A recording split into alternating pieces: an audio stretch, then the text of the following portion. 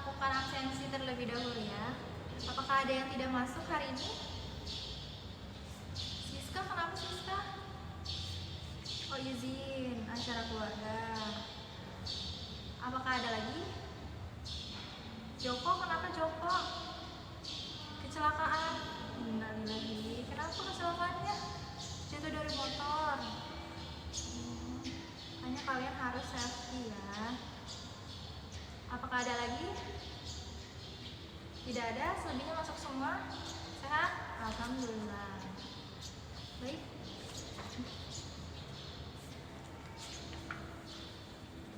Apakah masih ada yang ingat materi sebelumnya kita membahas tentang apa?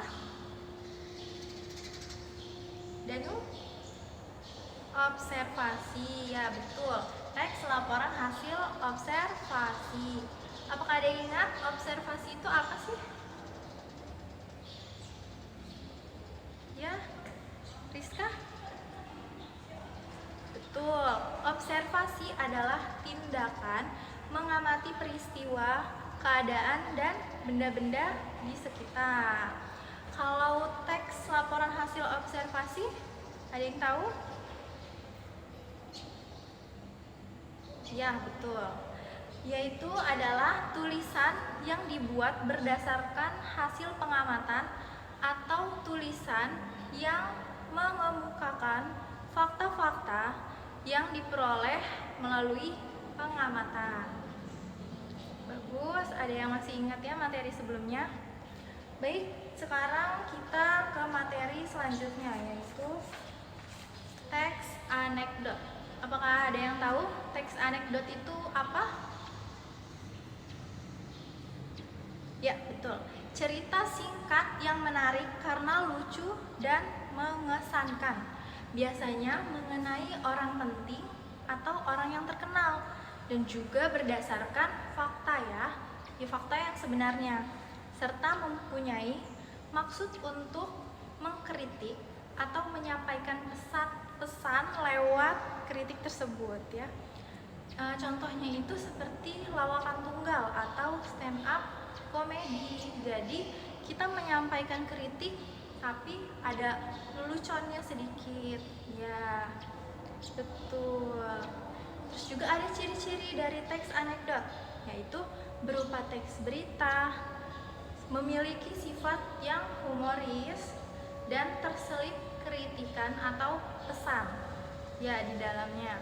Itu bisa kita membuat komik ya, komik tentang layanan publik, politik, atau sosial. Kita bisa memasukkan teks-teks kritikan. Kita buat komik nih, kita buat komik dan membuat teksnya itu ada kritikan-kritikannya. Iya, betul. Dan ada strukturnya juga ya. Jadi tidak sembarangan kita membuat teks anekdot. Ya. Strukturnya ada 5. Yang pertama abstraksi, yang kedua orientasi, yang ketiga krisis, yang keempat reaksi, terakhir ya koda ya, bukan kuda tapi koda. Abstraksi itu yang menggambarkan teks menunjukkan hal unik yang akan ditulis dalam teks ya. Jadi abstraksi itu kita kira-kira membuat gambarannya nih tentang apa ya kan, teks anekdotnya kita mengkritik apa gitu gambarannya. Lalu orientasi ini kita buat awal kejadiannya atau latar belakang mengapa suatu cerita itu dapat ada dalam teks itu ya. Yang ketiga ada krisis, yaitu masalahnya, masalah utama dari teks anekdot. Yang keempat reaksi, tanggapan ya, tanggapan atau respon. Yang kelima koda, yaitu penutup atau simpulan tentang kejadian yang dialami penulis atau orang yang kita tulis. Selanjutnya Ibu akan memberikan tugas membuat teks anekdot ya. Ingat, bisa berupa komik atau stand up komedi ya, lawakan tunggal. Nanti dikumpulkan dan bisa dicontohkan ke depan kelas ya. Baik, Ibu tunggu.